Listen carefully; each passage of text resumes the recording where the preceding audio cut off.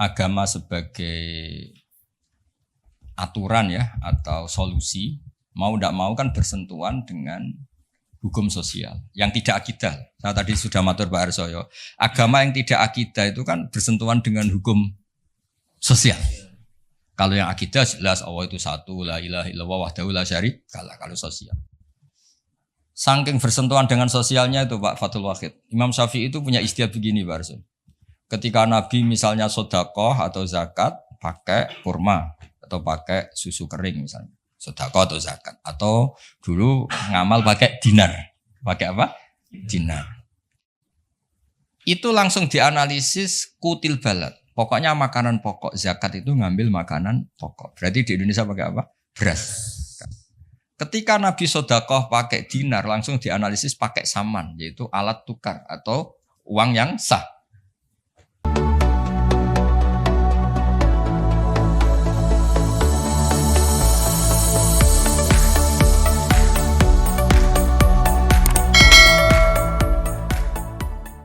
Nah, terus sekarang masalah nasah mansuh ini kan clear tentang mukaddimah apa ilmu apa tafsir. Nama nasah mansuh itu kelihatan datar tapi itu urgen sekali karena agama sebagai aturan ya atau solusi mau tidak mau kan bersentuhan dengan hukum sosial yang tidak akidah. Saya tadi sudah matur Pak Arsoyo, agama yang tidak akidah itu kan bersentuhan dengan hukum sosial. Kalau yang akidah jelas Allah itu satu, la ilaha illallah wahdahu la syarikalah. Kalau sosial, saking bersentuhan dengan sosialnya itu Pak Fathul Wahid, Imam Syafi'i itu punya istilah begini Pak Arso. Ketika Nabi misalnya sedekah atau zakat pakai kurma atau pakai susu kering misalnya, sedekah atau zakat, atau dulu ngamal pakai dinar. Pakai apa? Dinar. Itu langsung dianalisis kutil balad. Pokoknya makanan pokok, zakat itu ngambil makanan pokok. Berarti di Indonesia pakai apa? Beras. Ketika Nabi sedekah pakai dinar, langsung dianalisis pakai saman, yaitu alat tukar atau uang yang sah. Jadi kamu tidak usah memaksakan mentang-mentang anut sunat Rasul, terus kamu makan kurma, terus bisa mencret. Terus mentang-mentang sunat Rasul, saya tidak pernah sedekah, karena sekarang nggak ada dinar. Nabi kan sedekahnya pakai dinar, medit ya alasan. Kalau mau kikir saja, tidak usah punya. Lama-lama Pak Arso gak jadi wakaf tanah karena Nabi gak pernah wakaf tanah di Sleman, wakafnya di Mekah. Oh ini kan tanahnya di. Lama-lama ada orang gak sholat, Nabi sholatnya kan di Mekah, kita kan di Indonesia. Bisa rusak semua kalau ya pakai mersiskan sunnah Rasul. Itu ada analisis. Itu juga yang menjadikan kenapa harus ada ulama usul fikih, orang yang bisa menganalisis. Apa bisa? Misalnya begini, saya beri contoh di bab haji. Nabi itu domisili di Madinah, karena di Madinah itu melewati Dzul Khulaifah yang sekarang disebut Bir Ali. Maka mikotnya Nabi ya dari Bir Ali. Tapi kalau orang Yaman ya dari Yalamlam. Atau orang Indonesia rata-rata terbang lewat Yalam. Mungkin orang tertentu di kawasan Jirona ya Jirona. Ada yang dari Tanim, ada yang dari Jufa. Jangan mentang-mentang kamu orang Indonesia ikut sunnah Rasul terus memaksakan dari Indonesia di atas Yalamlam mohon niat apa? Ihram.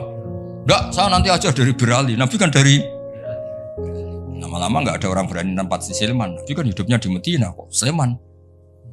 Hadisnya mana? Ini panjang.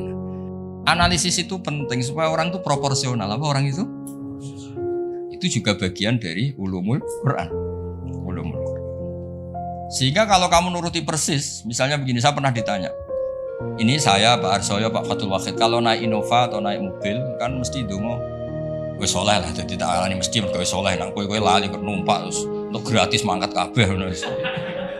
Kalau yang soleh-soleh gini itu kan kalau naik ya subhanalladzi sakhkhara lana hadza wa ma kunna lahu muqrinin wa inna ila rabbina. Itu jelas di Quran tuh wal khaila wal bighala wal hamir wal khaila wal bighala hamir. Jelas yang dicontohkan di situ ya kendaraan itu ya unta, himar, kuda. Dan karena yang dikendarai itu hewan, dulu Allah membayangkan juga litas tawu ala dzuri, kamu naik di punggung hewan itu, sumatazkuru ni'mata rabbikum idastawaitum alaihi wa taqulu subhanalladzi sakhkhara lana hadza. Terus kamu sekarang naik pesawat, naik Innova. Ini kan tidak kuda. Ini kan tidak unta. Jadi gak usah doa itu, karena doa itu untuk apa? Naik kuda atau unta. Ya kacau semua kalau gitu. Makanya dibutuhkan ilmu namanya usul fikih. Usul fikih itu kira-kira analisis. Yang dilakukan Nabi itu jenis ubudiyah makhdoh sehingga nggak bisa dinego, atau jenis produk sosial, atau jenis. Nah kalau produk sosial ya tadi saya sudah musyawarah sama Pak Arso tadi ya kontekstual atau apa, kondisional namanya produk apa. Nanti lama-lama gini pakai mic jangan, Nabi dulu nggak pernah pakai mic. Bid'ah itu ya, panjang nanti ceritanya. Ya jadi seperti sekarang kembalikan Asamanso. Kenapa saya terangkan ini dulu? Karena begini, ada ayat yang berlawanan 180 derajat sekalipun. Kalau masih bisa dianalisis karena produk sosial, itu kategorinya tidak nasah masuk. Kecuali sudah gak bisa dianalisis pakai analisis tadi. Misalnya begini Pak Arso, ada ayat itu qatiluhum, kalau ketemu musuh itu beranikan kamu berani perang, duel. Tapi ada ayat fa'fu anhum wasfah, abaikan saja, maafkan saja. Dan sama-sama pernah terjadi. Nabi, sahabat dulu dipakai bal-balan Abu Jahal di Mekah, nggak melakukan perlawanan. Tapi setelah periode Madinah melakukan apa? Perlawanan. Kata banyak ulama, seperti itu seperti itu produk analisis. Ketika Nabi lemah dan jumlahnya baru 6, baru 10, kan nggak mungkin ada perintah boleh perang atau harus perang karena ini nggak realistis, apa? Nggak realistis. Sehingga ayat-ayat Makkiyah rata-rata ya produknya fa'fu anhum wasfa, maafkan saja, ya. Paham ya? Tapi ketika di Medina udah punya orang gagah berani, sahabat-sahabat Ansor jumlahnya besar, komunitasnya besar. Terus digobal-balan menengahnya kan ya lucu. Lucu kan? Lucu. Itu kan ada konteksnya, Pak. Ada konteks. Kalau seperti itu maka nggak perlu dianggap ayat fa'fu anhum wasfah dinasah pakai ayat perang misalnya. Ya sama lah seperti pertama orang Indonesia didatangi Belanda nggak tahu apa-apa, zaman agresi lah, zaman dulu agresi. Bisa apa?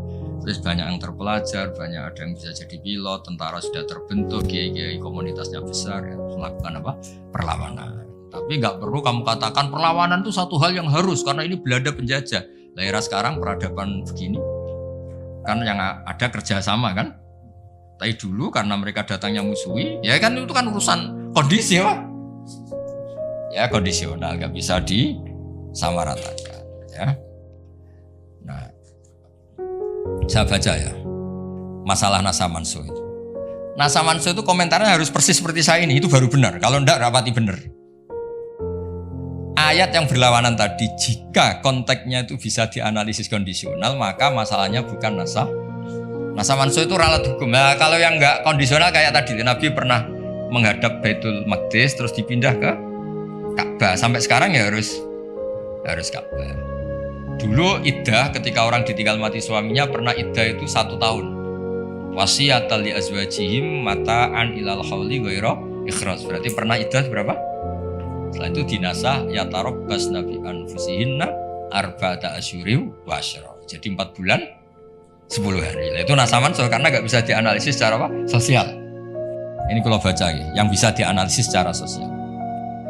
As-salisu ma umira bihi li sababin summa yazulu sababu. Kal amri khinad du'fi atau khinad du'fi wal qillati bisabri was-safhi. Summa nusikha bi ijabil qital. Wa hadza fil haqiqati laisa naskhon. Apa laisa naskhon? Karena bisa dianalisis asal usulnya. Ya ini biar difoto itu apa ini? Mulai ini ma umira li sababin ini. Foto dulu nanti biar ada yang tanya.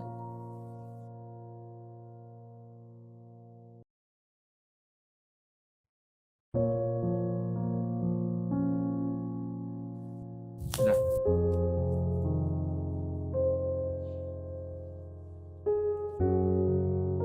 Nah, sehingga kiai-kiai Jawa ketika meskipun ngaji Jalalain, ngaji kitab Jalalain, tafsir Jalalain. Kan sering ada ayat misalnya lakum dinukum waliyadin, kadang sebagian dikomentari mansukhun fi ayatis saf atau fi ayatil kital. Itu Kiai Jawa tidak ada yang ikut meskipun mereka baca kitab karena ngerti konteks Jawa. Ya, misalnya kita dulu ketika Jepang datang ke sini itu memang jajah, ya kita bilang ada revolusi jihad, resolusi jihad, ada resolusi jihad. Dulu Mbah Hashim, Mbah Ahmad Dahlan juga sepakat melawan penjajahan, apa ngelawan? Jadi ketika di kesini studi banding atau kesini tukar ilmu ya nggak ada masalah kan? Bahkan di Quran sudah diumumkan wa in ahadum minal musyrikin astajaruka ya fa'ajirhu hatta yasma'a kalam Allah. Ya, kalau ya kan ya tadi konteksnya beda. Ya konteksnya itu kemarin saya jagungan itu sama Pak Alwi Shihab, adiknya Pak Kores kan dulu pernah menteri luar negeri. Kata beliau sekarang Gus ngomong rekonsiliasi cek susahnya, alasannya ngenang masa dulu. Nah, masa dulu ya ada yang sekarang nggak. Dulu pernah kan ada istilah zaman dulu pernah sedikit konflik dengan Malaysia, Pak Karno bilang gayamu. Ya masa sekarang kan ya jelas enggak itu. Tapi kan konteksnya beda. Dulu Mbak Hashim, Mbak Dahlan bilang resolusi jihad. Ya sekarang kan enggak. Malah anak-anak ini nunggu ada beasiswa ke sana. Enggak belajar malah adalah ayah Amsterdam. Apapun itu kan hal yang seperti itu kategorinya itu ma'uzila li sababin apa ma'uzila. Jadi hilangnya bukan karena hukum nasa mansuh tapi karena sebab yang berbeda. Saya tadi jagoan Pak Warsoyo dulu tuh orang kiai-kiai termasuk buyut-buyut itu ngaramkan orang pakai pantolan ya, pakai celana, pakai apa itu dasi. Karena itu londo itu. Mantasabba bi qaumin bahwa minhum. Ya pernah kan ada era gitu. Nah sekarang rektor Universitas Islam Indonesia pakai celana, pakai dasi. Londo itu kalau dulu tuh. Sekarang enggak. Sekarang kalau pakai sarung malah dianggap wow, masalah itu. Kecil saya masih ingat orang pakai sarung tuh nggak dianggap sunat karena dulu katanya cerita dulu wong sing nganggo sarung kalau upiok kalah terus kemulan turun ning rondan dari dulu pernah lo ya tak cerita kuno dulu tuh orang kalah main loh ini saksinya banyak ini kan dulu sarung pernah ya nasibnya gitu pernah ya sekarang saja sarung jadi simbol pakaian apa santri dulu gak ya masih ingat ya cerita itu upiok kemulan semain kalah kemulan tidur dia mah cakro. Ya terus jangan bilang oh ini sarung simbol orang kalah apa main kalah judi gitu. Jangan sekarang konteksnya nah itu gak perlu kamu analisis pakai nasa maksudnya kalau suatu saat Anda baca ayat yang konteks maknanya kok beda sama sekali nggak langsung boleh dianalisis itu nasa mansuh ya aja konteksnya beda. Ya kira-kira gitu harusnya. Jadi di sini redaksinya ma'u mirabihi li sababin summa yazulus sabab. Saya contohkan tapi Pak Fajar enggak usah tersinggung. Misalnya kenapa sih Nabi itu banyak yang poligami? Orang di nikah Nabi itu bangga. Mertuanya ya bangga, iparnya ya bangga. Umatnya ya bangga. Saya tak tahu yang kamu nikah itu bangga apa enggak poligami. Sehingga dulu namanya Juwairiyah itu dulu ketangkep ketika perang. Wah itu orang Bani Mustalik itu bencinya sak boleh sama Nabi. Kelompoknya Nabi juga benci sama Bani Mustalik. Setelah Juwairiyah itu dinikah Nabi, semua tawanan sahabat yang di Bani Mustalik dilepas. Asharu Rasulullah ini keluarga besan. Yang sahabat juga ngelepas Bani Mustalik karena keluarga Bunyainah cara sekarang itu keluarga besar. Maksud saya cerita saja, ada usaha itu gak usah cerita cerita, maksudnya cerita. Kalau kamu poligami itu kira-kira istri kamu, mertua kamu, ipar kamu bangga apa? Nek.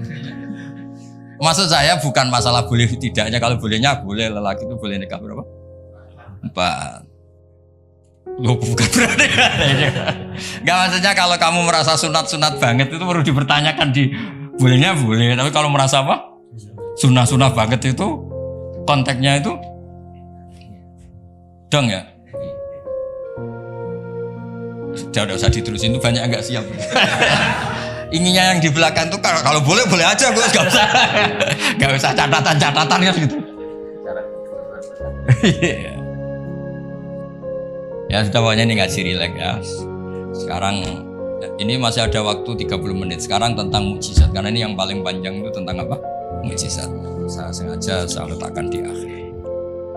Saya baca takbir orisinilnya dari hadis Rasulullah SAW di Shahihul Bukhari. Saya ulang lagi, di kitab Shahihul Bukhari.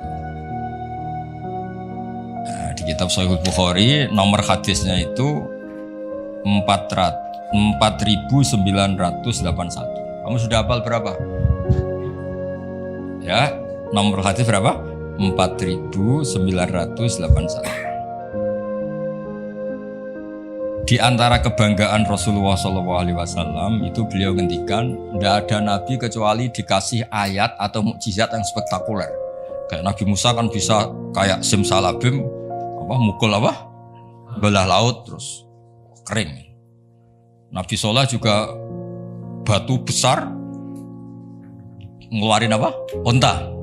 Ngeluarin onta, keren. Onta kok keluar dari batu besar. Ajaib lah. Nabi-nabi dulu itu aja. Tapi yang agak-agak, kalau boleh dibahasakan, agak-agak gak rasional itu satu, Pak Arso. Saya punya kitab namanya Al-Husulul Hamidiyah. Itu pinternya bukan main yang ngarang. Saya gak pernah jadi rektor, Pak. Tenang saja. Gak, tetap keren jenengan karena pernah jadi rektor. Itu mau pinter toh gak jadi rektor. Dia bilang gini, mukjizat itu dari kata a'jaza yu'jizu i'jazan, ya kan? A'jaza yu'jizu i'jazan. Sesuatu yang bikin musuh itu gak berdaya. Berarti fahuwa mu'jizun, fahuwa mu'jizun. Berhubung wakeknya perempuan, karena ayat itu kan mu'annas, akhirnya mukjizatun. Ya, ini masih punya sisa-sisa. Dulu gaji lama ini di Kudus. Gak tahu jadi begini. Dulu lama ngaji di sini. Ya berarti mukjizat apa? Sesuatu yang bikin musuh itu enggak berdaya. Nah sekarang kata kitab yang saya baca tadi, ketika tidak mampu, ya Fir'aun dan kawan-kawan mampu enggak punya tongkat untuk membelah laut? Enggak mampu kan? Umatnya Nabi Soleh mampu enggak ngeluarin unta dari batu besar? Enggak mampu. Nah kalau sekedar enggak mampu, siapapun enggak mampu bikin burung, juga enggak bisa bikin lautan. Kenapa nggak bisa bikin lautan nggak dianggap mukjizat? Ketika Allah bikin laut ya mukjizat, bikin burung ya. Mereka nggak bisa loh bikin orang kayak kamu gini kan nggak bisa. Nah, umatnya Nabi Pak Arso itu dilatih. Yang namanya mukjizat tuh ayat apa saja.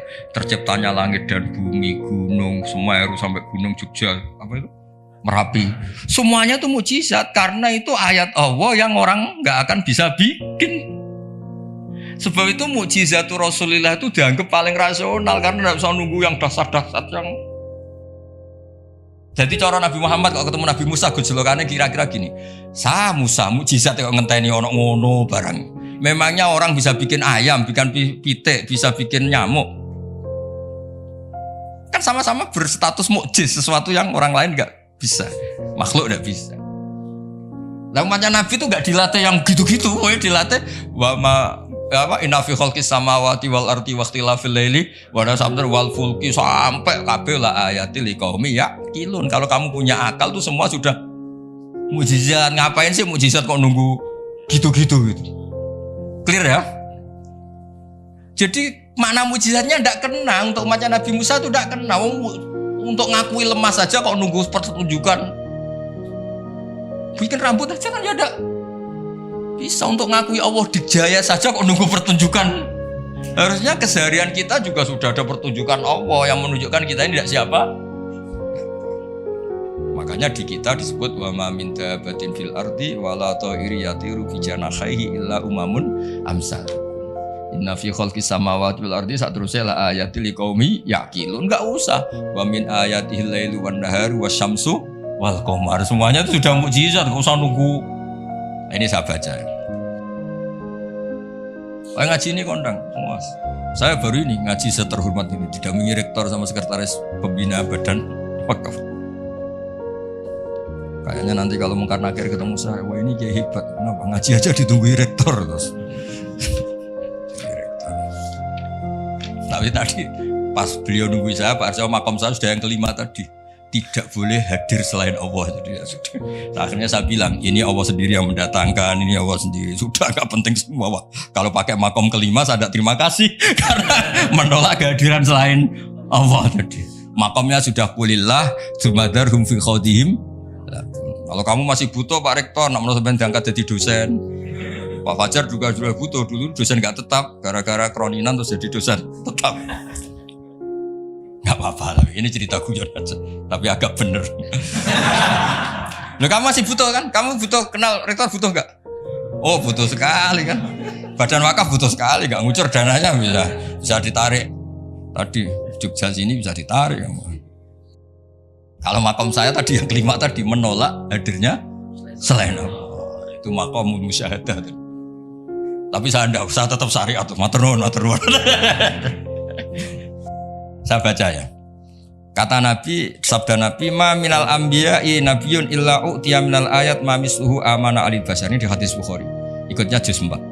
Wa inna ma kana alladhi utitu wahyan awhahu wa ilayya fa arju an akuna aktsarahum tabi'an yaumal qiyamah. Semua nabi itu punya mukjizat yang dahsyat. Tapi itu tidak ada apa-apanya dengan mukjizat saya. Mukjizat saya itu Quran, dan saya berharap dari mukjizat yang rasional ini kemudian pengikut saya yang terbesar. Nah, itu komentator sarahnya ini Fathul Bari dikarang oleh Ibnu Hajar Al-Asqalani. Pengarangnya itu kelahiran Gaza. Gaza itu kelahiran Gaza. Ya, jadi Bukhari itu kitab Sahih Bukhari itu pengarang sarah paling terkenal itu Fathul Bari. Pernah dengar toh? Dengar toh ya? Nah, ya, itu tak bacakan. Komentarnya bagus di sini. Saking bagusnya nanti di Hajar ya di foto. Komentarnya begini. Kenapa begitu ya? Kira-kira gitu. Pertanyaannya kenapa begitu? Ini rasional sekali cara analisisnya. Annal mukjizat al-madiyata kanat khisiyatan tusyahadu bil absor karena qauti sholih wa asa Musa. Wa mukjizatul Qur'ani tusyahadu bil basirah. Fayakunu mayyatabi'u li ajliha aksar.